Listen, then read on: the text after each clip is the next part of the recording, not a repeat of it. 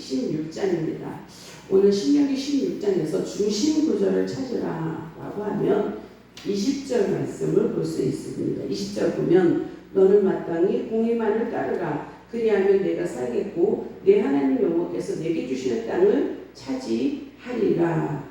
자, 이 말씀인데요. 하나님께서 하나님의 백성들을 복을 주시고 그 땅을 차지하며 복받고 잘 살기를 원하십니다. 그래서 하나님은 그들에게 땅을 줄 것이며 그들에게 복을 줄 것이다, 이것을 약속을 했습니다. 그런데 그렇게 하기 위해서 그들에게 주문하신 것이 있는데 그것이 뭐냐? 공의만을 따르라 라는 거예요. 공의만을 따르라. 자, 이 공의라는 말의 히브리어로는요, 미슈파트라는 말입니다. 미슈파트. 자, 이것은 재판, 판결 이런 것들도 다 들어가 있는 굉장히 넓은 의미예요. 그러니까 이거는 윤리적인 의미가 아니라 법적인 의미가 이제 더 큰 거죠. 그러니까 공의를 행하기 위해서는 반드시 분명한 행함이 있어야 되는 거예요.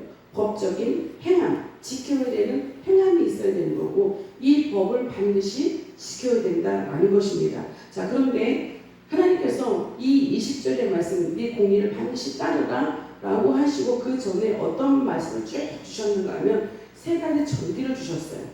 절기, 그게 뭐냐? 6월절과 7절과 초막절을 지키라 라는 이 명확한 것을 주셨습니다. 이건 윤리적인 것이 아니라 법적인 거예요. 반드시 이 3가지, 특히 남자들은 1년에 이 3개의 절기는 반드시 지켜라 라고 말씀하고 있는 것입니다.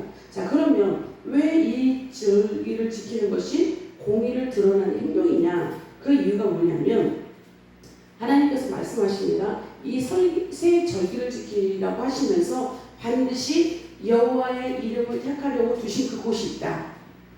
여호와의 이름을 두시려고 택하신 그곳이 있는데 반드시 그곳에 와서 절기를 지키라는 거거든요. 그러면은 절기를 아무 데서나 지키는 것이 아니라 그 여호와의 이름을 두시려고 택하신 그곳에 와서 지켜야 된다는 것은 먼저 그곳에 가야 된다는 거잖아요. 그렇죠? 그러니까 하나님을 사모하는 마음으로, 하나님을 사랑하는 마음으로, 하나님의 은혜를 기억하는 마음으로 먼저 그곳에 오라는 거예요. 하나님을 만나기 위한 그곳이라는 거죠. 하나님께서 절기를 지키라, 이 3가지 반드시 지키라 라고 하는 건 내가 너를 만나기를 원한다 라는 뜻입니다. 우리가 이 예배를 통해서 부르시는 이유는 내가 이 예배를 통해서 너를 만나기를 원한다, 그 뜻이잖아요. 그렇죠? 그러니까 이 절기도 반드시 이 절기만 꼭 지켜서 내가 너를 만나기를 원한다, 그것을 지키는 것이 공의다, 공의를 드러내는 것이다 라는 행동을 따르는 것이다 라는 것을 분명하게 말씀하고 있습니다. 자, 그러면 이 절기의 뜻이 뭐냐? 6월절은요 구원에 관한 것입니다. 출애굽하고 나서 이 6월절을 지켰잖아요. 6월절을 지키면서 출애굽의 이 역사가 다 일어났습니다. 그러니까 6월절을 지키라는 것은 너는 구원받은 사람이야, 너는 특별한 자녀야, 이걸 기억하라는 것입니다. 그리고 그것대로 실제로 하나님께서 복을 주신다. 자, 그러면 7절은 뭐냐? 맥주절입니다. 우리가 이제 7월 첫 주가 맥주절인데요. 맥주절로 이제 지킵니다. 한국교회는. 그런데 우리가 수련회가 있어서 둘째 주일을 지키기로 우리는 이제 그렇게 했습니다. 이것이 바로 77절이 바로 맥주절인데요. 첫 소산물을 하나님께 올려드리는 그런 절기입니다.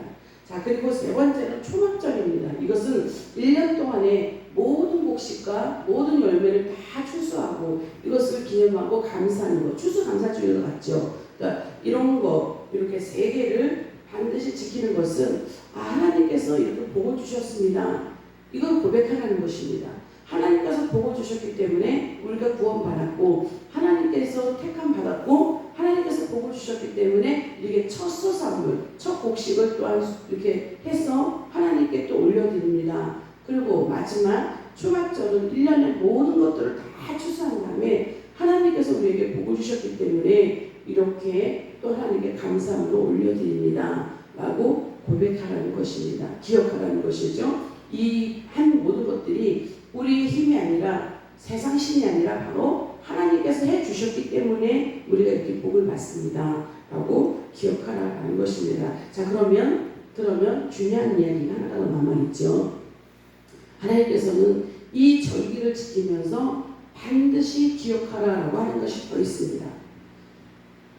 지금 이렇게 첫 소산물 아니면 마지막에 모든 소산물 풍성하잖아요.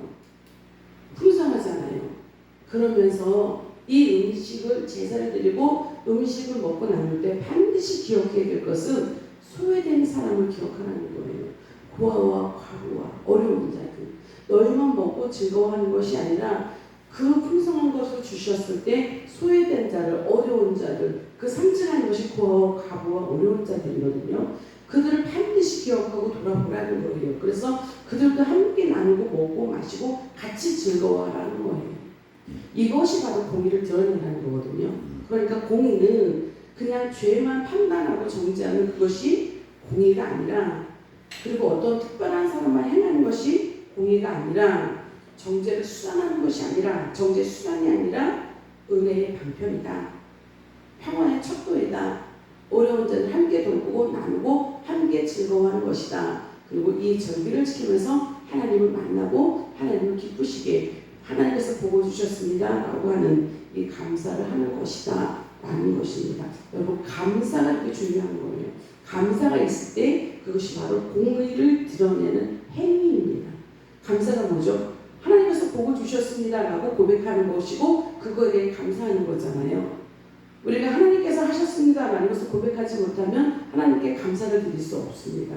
그러니까 이것 자체가 다 공의이다. 그래서 공의를 드러내는 행동을 해라. 그것이 바로 절기를 지키는 것이고, 절기를 통해서 하나님을 만나고 그 만남을 통해서 하나님께 은혜를 기억하고 은혜를 받는 방편이고, 어려운 자들과 함께 할 수 있는 그런 것들이 바로 절기를 지키는 것이다. 우리도 이 영적인 절기를 반드시 지키기를 축복합니다.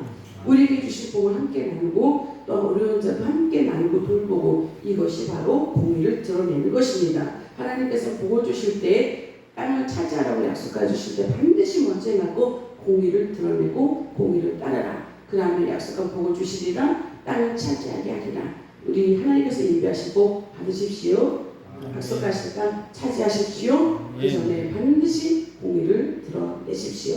이 모든 것들로 나아가는 저 여러분 되시기를 오늘도 예수님의 이름으로 축원합니다. 아멘. 기도하겠습니다.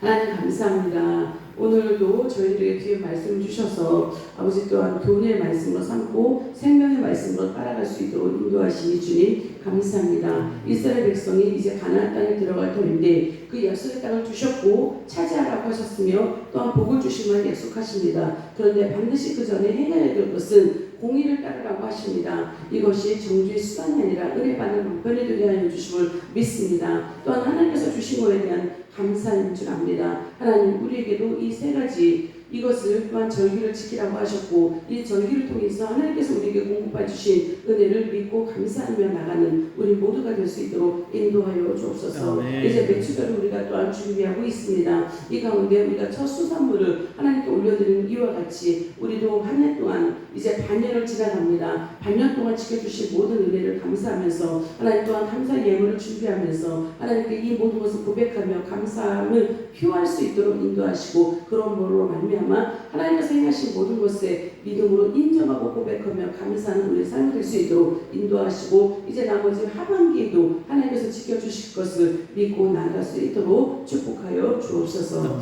감사하고 예수님의 이름으로 기도합니다. 아멘.